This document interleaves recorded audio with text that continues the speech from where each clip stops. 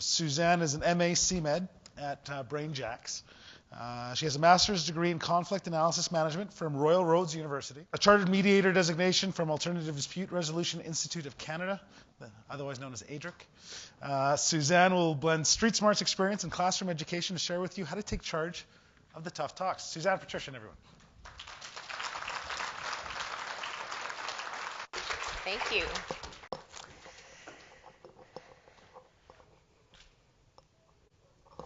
Are we good to go? Perfect. Didn't think through the wardrobe and the microphone situation, so I had to step out and do that. Thank you very much to Dawn and to the conference committee inviting me out to come and share my big talk around taking charge of the tough talks today at this wonderful event. In listening to the other speakers, I was sitting and I was thinking of ways of the linkages with what I'm going to share.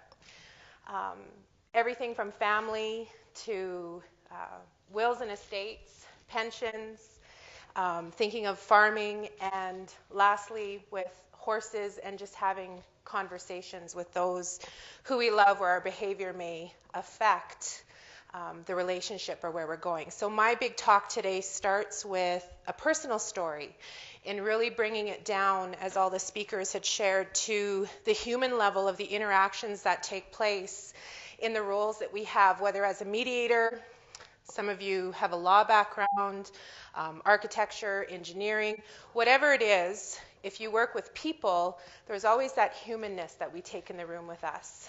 And if we work with people in conflict, there's always the opportunity for our own conflict systems to also emerge. So I'm going to share with you a personal story and then get into some of the theory about it. This talk is based on my book that's coming out shortly, Take Charge of the Tough Talks, and it's about the 7 truths of conflict and how we can manage it overall. So I had a conversation with my dad. He was born in 1930. He was raised in an agricultural family, and he moved into the world of oil and gas. And he had a number of Gulf, before Shell had taken over, Gulf service stations throughout Saskatchewan and Manitoba, mostly in Saskatchewan. He also had a garage. He was an expert negotiator and a very skilled businessman. My mom was born and raised in northern Saskatchewan, just as I was. She was 20 years younger than my dad, and they were both married when they met. They've given me permission over the years to share this story, because I always do anyway. My parents were both married when they met. My dad had 6 children, and my mom had 2. So my whole world growing up was about conflict and difficult conversations. And it always fascinated me and interested me in trying to understand why it's so hard for some of us, for something that seemed so natural for our family. We are one big happy family. I said we put the capital F-U-N in dysfunctional all the time, because we had, the ex-husband or the ex-wife would have us over, all the kids would be there, we'd all be getting along, and it was just, they really modeled to me the importance of communication and the family values and what was important to them. So the last conversation I had with my dad, he said, somebody's got to take charge. And the room fell totally silent. Somebody's got to take charge. And we all kind of looked at each other. So I stood up and I walked over to his bedside and I said, I'll take charge. And he looked at me with his icy blue eyes and he said, assuredly, you'll take charge? I said, yep, I'll take charge. And we held our gaze and we held hands, and he laid back and he put his head back on his pillow and he said, you're going to take charge? I said, I'll take charge. It's okay. And he said, oh, okay. And he closed his eyes, and that was the last conversation that I had with him. My father died on July 15th, 2009. Now, the 7 lessons that I learned from him in going through my schooling and working in mediation for 12 years and working with families and working with workplaces and having those really difficult conversations, I always relied on theory. And one of the models that I still use today in training is the force field analysis model from Kurt Lewin. How many of you have heard of it or used it? It's been around since 1943. It's one of the oldest and most used models. And basically, the model indicates that for every single conflict situation we have, there's a desired condition that we have. The gap for our happiness and solutions and resolutions lies between the desired state and the current condition. Force field analysis is based on synergy, on the energy that we have between us when we're working with people and we're coming up with problem situations that we need to resolve together. The driving forces are what motivate and inspire us to continue to want to move forward towards a solution.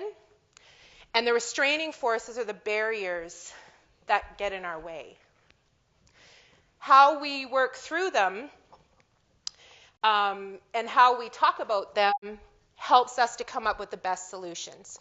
Now, one of the things that my dad taught me, whenever I went to him with a problem, he'd always say, "It is what it is." And in thinking about Kurt Lewin's model and in thinking back on my practice, I would often say that to people who were in the heat of the moment. I'd say, well, it is what it is. Are we willing to move forward, or what are we going to do from here? Because we keep talking about the same thing, so what does it really mean? So really identifying the current condition helps to ground the parties in reality. The next truth my father would always say to me when I'd go to him with a big idea or a problem, or I'd say, I don't know how to figure this out, or I don't know if I should take this job, or I don't know if I should take this course in school, he'd say, does it make you happy? And connecting with people on that emotional level and asking that question of, this big decision that you're making about the future, about your pension, about the two parents who can't get along and make decisions to set those boundaries for those kids, whatever the case may be, does it make you happy? And taking time to stop to think about that helps to put everything in perspective, because then you're thinking of the desired state. So if I'm not happy in the current state, what's the desired state where I can find that happiness, or I could feel that happiness? Whenever I would fail, and my failures are many, looking back on my career, as I continue to forge forward with the dreams that I have, and the attainment of them, is my dad would always say, 1 foot in front of the other and don't look back. So when those restraining forces are in front of us and they seem so overwhelming, like we just can't possibly even continue to move forward, my dad would say, baby doll, 1 foot in front of the other. And don't look back. You're not going in that direction.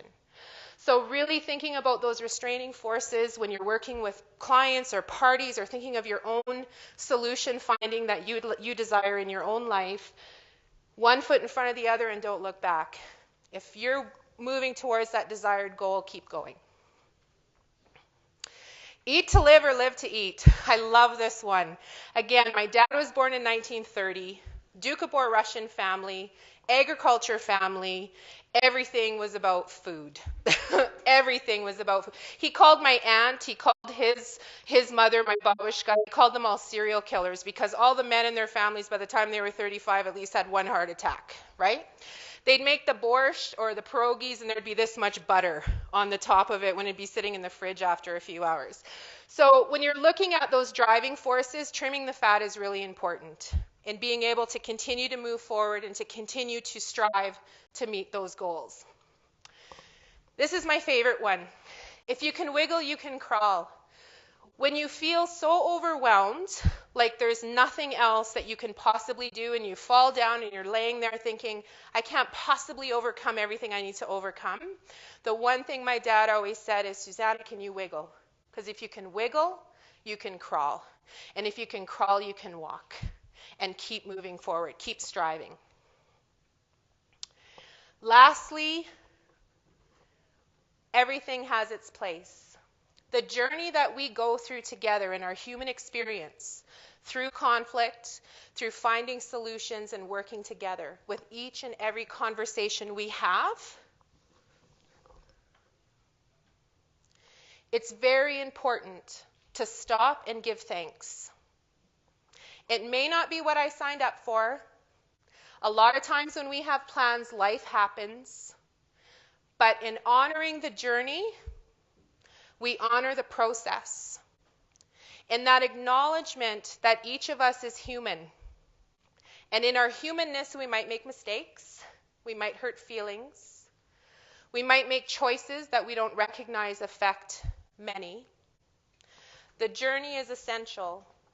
And in honoring and recognizing that journey, we're able to come up with the solutions that are important.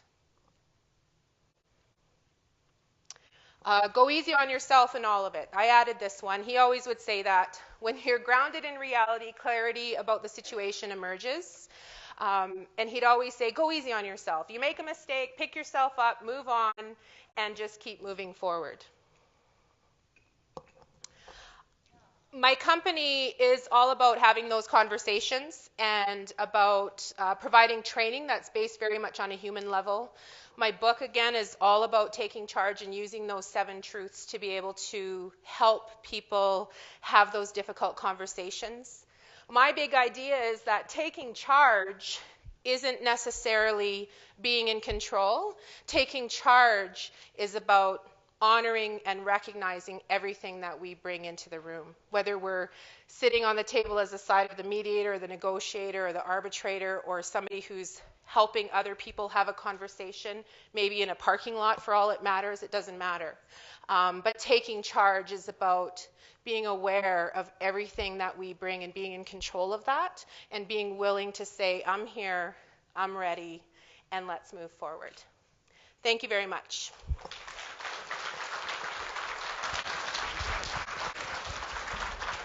Well done, Suzanne. Thanks.